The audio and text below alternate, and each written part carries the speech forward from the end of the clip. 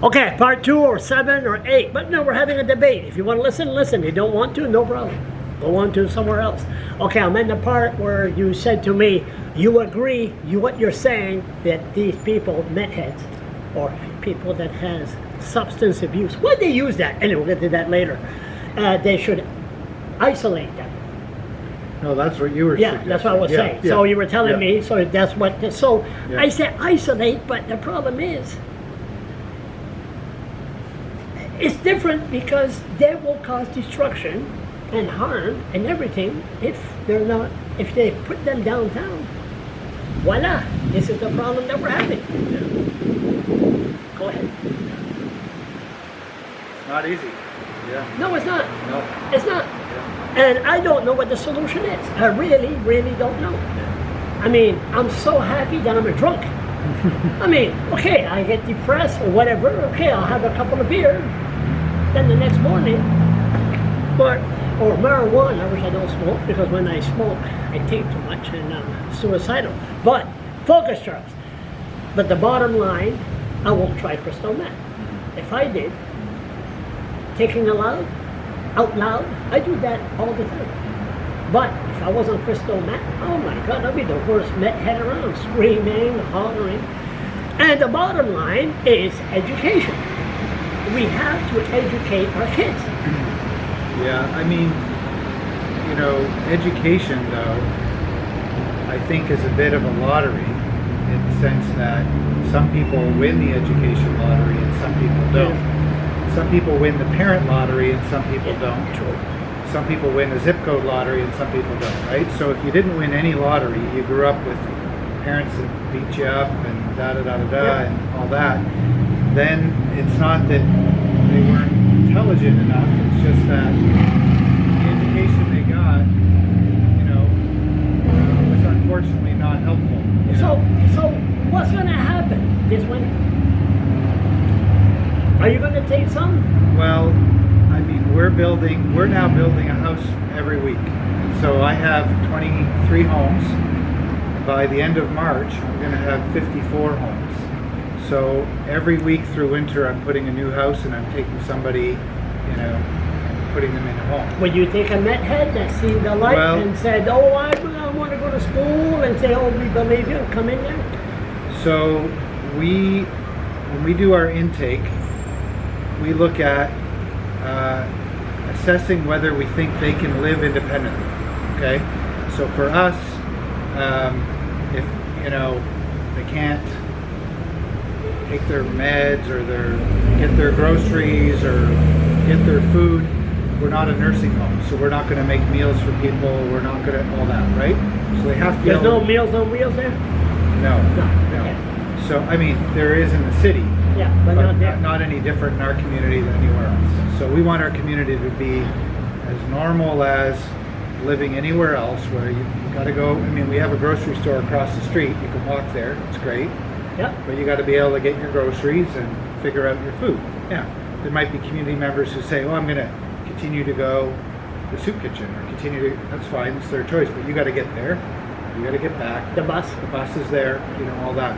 You give them a bus pass? So we do have, the city has given us some bus passes for community members, so that's good.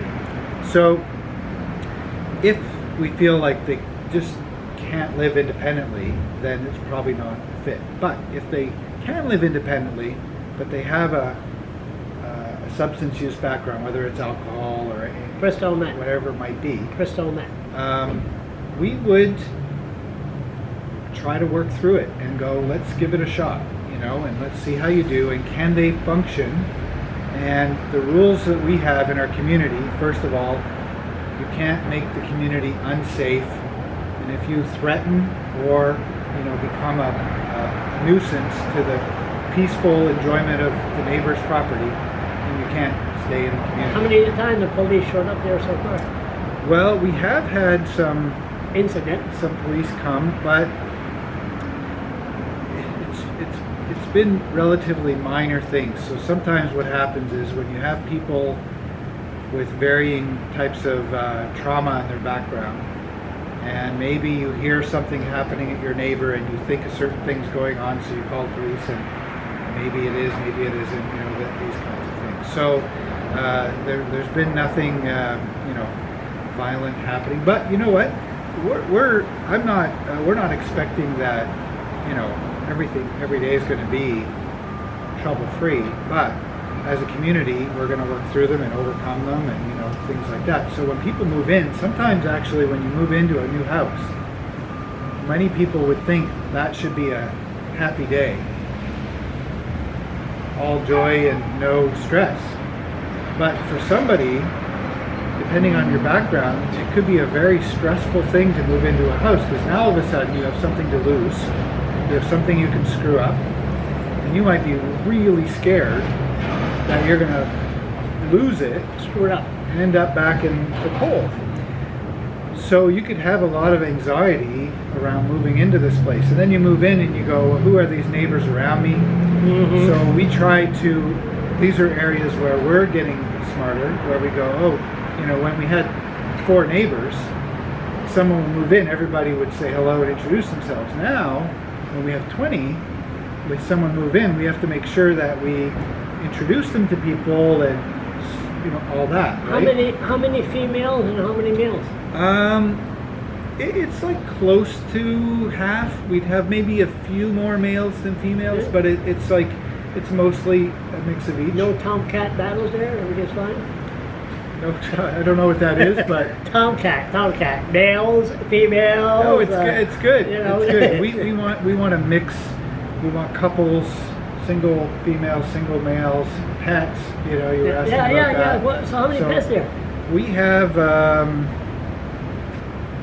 think, 2 or 3 dogs, maybe 4 cats. Good. Good. I'm glad to hear that. And some people have gotten pets since moving in. I'm glad to hear that. And it's important. I have with the government, like this thing here now, he's a service dog. Yeah. Is he really? Yeah. He's been classified as a service dog 3 weeks ago. Okay. But once I found out, I had a meeting with Daniela, and we're not going to go me. All right. Did I just say that? So turn around, Daniela, he's a minister for pets, and to make a long story short, they say, we care for people with mental illness. Okay, take their cat away. You're not allowed to take their dogs away. Yeah.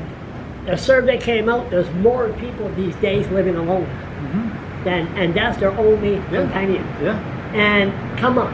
Yeah. So New Brunswick has the worst legislation for service dogs in New Brunswick. Yeah. That's going to change because of me.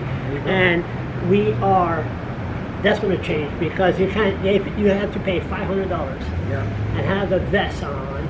And here's the service papers. So that gives you some privileges to bring your dog in certain places. Yeah. But independent of that, having pets is great for mental health. Yes, it is. Just a regular non-service. Look at me, I'm angry, I'm Scottish. So I look at him, Deirdre, calm me down. Yeah, exactly. When I'm home, and then suddenly, Deirdre, come on here a minute. Yeah. But it's good. Yeah. It's for sure. He hates Meth Heads. No, he does. He sees a Meth Head, he goes right after it. He don't bite, he just barks. I think he's calling them idiots. It's funny how we always go back to Meth Heads. But no, so the place is the pets. No problem. They don't bark a lot. They don't. Well, we have a little Chihuahua pet agreement. Pet agreement. And so you got to keep your pet on a leash. You got to clean up after them, and they can't be keeping the neighbors up all night. No, especially there with mental illness and the noise. So but as long as people, just like you would in any neighborhood, right? Yeah. Any garden? Build a garden? We have a community garden. It's going to be even bigger next year. This year we got about 1/3 of it in. What, that marijuana? No, we're not growing any cannabis in the garden, but we're growing vegetables and flowers and things like that. Sounds good. Yeah. And I hear you had a bonfire too and played guitar. Yeah, we've had some events. We had, actually my son Ben's a musician. He did a little concert the other night, and that was really a good time. Get everyone together.